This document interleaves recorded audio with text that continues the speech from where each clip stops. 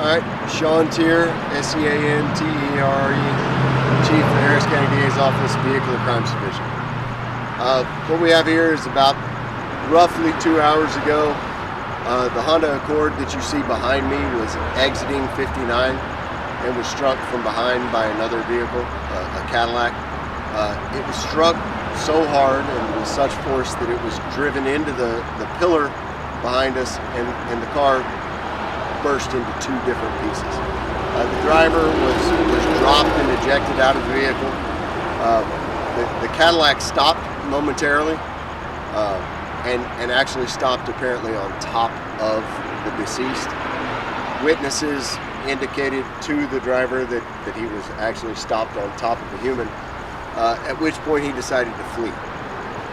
The witnesses followed him to a location not very far from here, notified police that they were doing that. Houston police responded to both this location and that location. Recently, they took the individual that was driving the Cadillac into custody at that location.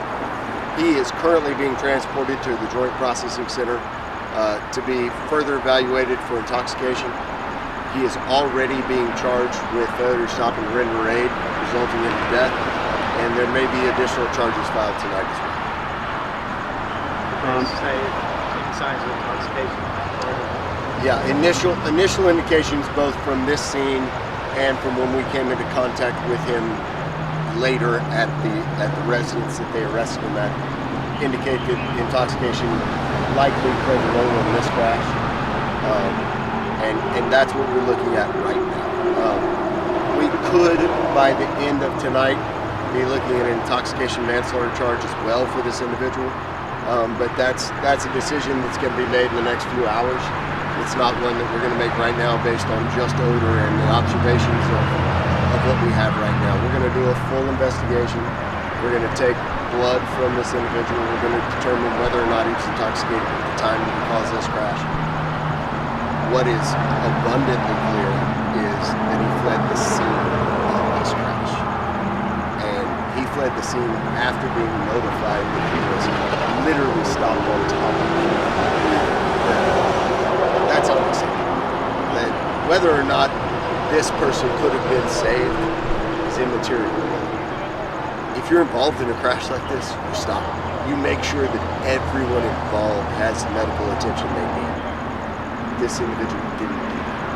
And the reasons that he didn't, we're going to find out over the next hours and days, but it doesn't really matter. The person's looking at a second-degree felony right now, and potentially more as investigation continues tonight.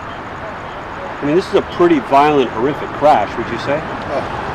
Anytime that a car is cut in two, we're talking high speeds, we're talking violent collision, no question. And you all will have the footage, I'm sure, behind me of the destruction that this car endured. It was a horrific crash. There's no way that anyone involved in this crash doesn't know that people involved likely are very seriously hurt, if not killed. So that's not something we're worried about in this case. But yes, it was a horrific crash. Is he an adult male?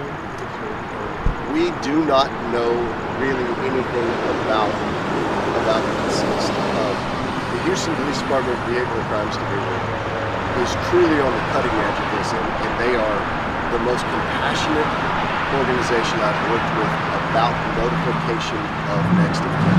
They do it better than anyone else, but they can't even begin that process until the medical examiner gets here and helps us identify the individual. So we really don't know anything about this person until the ME gets here and gets to tell us who this person is. And once that happens, the next of kin notification happens.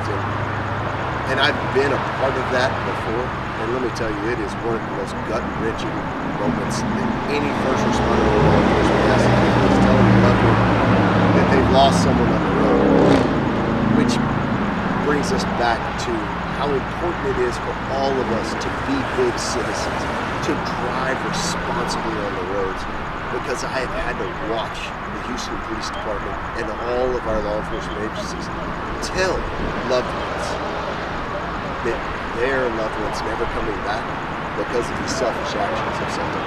And it's not something that I ever want to be part of.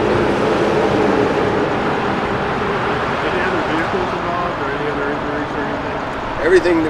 Everything that we know right now, it was a two-vehicle crash. It was the vehicle you see behind me, the Honda, and a Cadillac that we are now taking into possession for the Houston Police Department dark lot. So those are the only two that we know of.